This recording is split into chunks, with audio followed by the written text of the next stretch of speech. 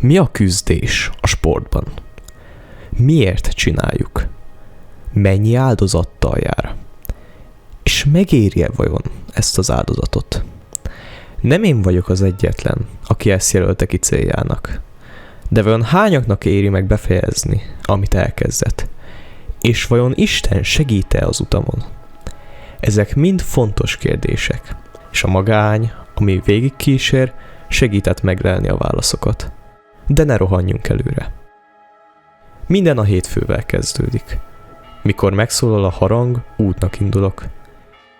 Ez is emlékeztet arra, hogy Isten ma is velem van, és segít az utamon.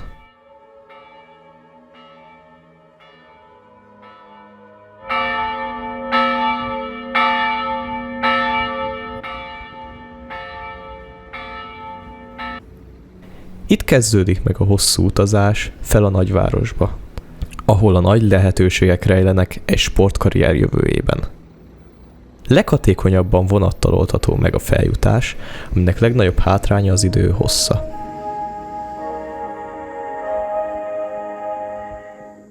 Napfény Intercity vonat indul 11 óra 44 perckor a 4. vágányról Nagyvac, Istenek, Kiskunfélegyháza, Kecskemét, Nagykőrös, Cegléd, Berihegy, Kőbánya-Kispest, Zuglónál, Budapest nyugati pályaudvarra.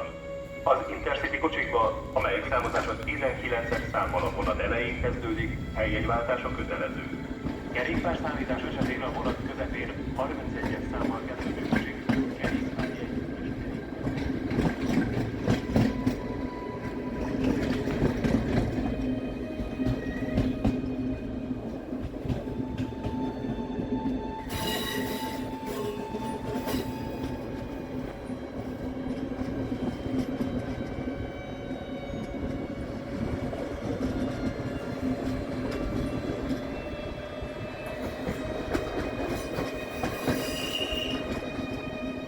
Persze ezt az időt sokféleképpen el lehet ütni, de a legérdekesebb, ha elmél az ember a gondolataival, miközben a síntalpak ezreit látja elhaladni maga előtt.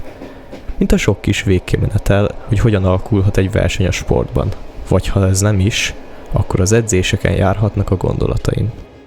Vajon a mai nap is elég felkészült vagyok a megpróbáltatásokra, mint máskor? Még szép, hogy igen.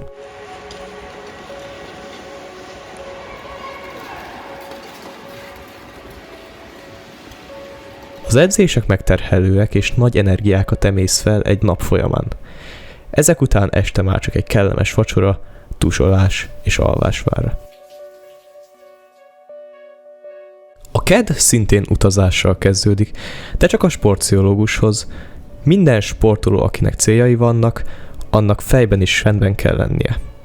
És erre Isten mellett a pszichológus is jobb, ha van.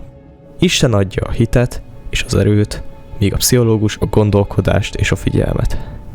Ennek hála sokkal összeszedettebben lehet edzeni és koncentrálni a feladatokra. Nem úgy, mint mások esetében.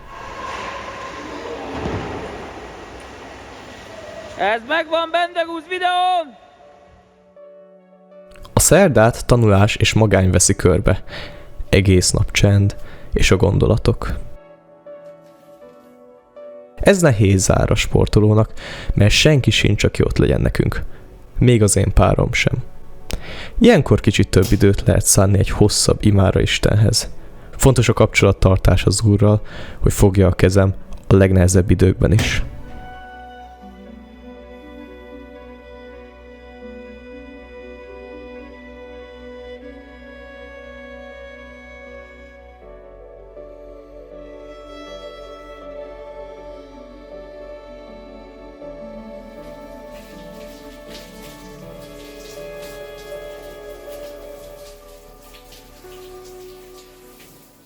Testet és lelket tisztító fürdő után még a megtisztult lélekkel kell szembenéznem.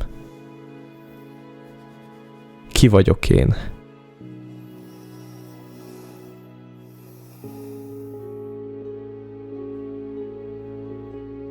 Egy küzdő. Csütörtök. Ez a nap az elemzésről szól.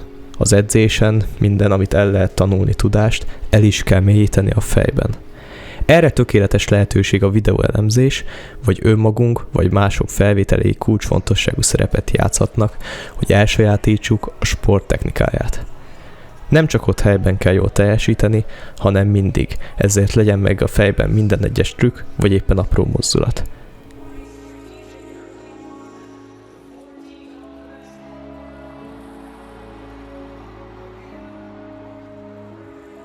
Egy előzés mindent eldönthet.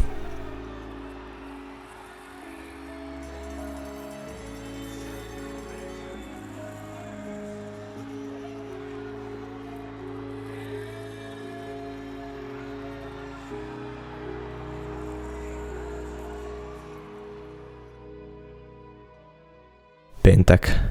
A háztartás sötét oldala. Edzés mellett a takarítás is sok időt felemész egy ember életéből, de ezt a többség csak az egyetemi évei alatt tapasztalja meg.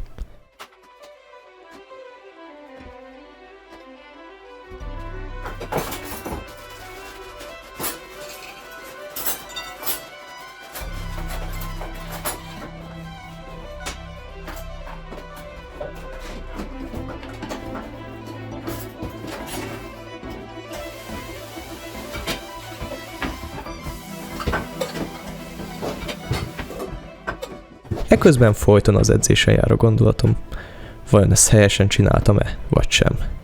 Ez egy jó gyakorlat, mert aztán később következtetéseket kamatoztathatom az edzéseken is.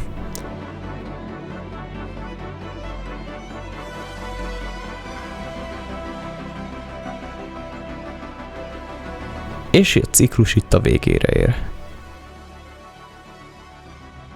Ilyenkor térek vissza szülőhazámba.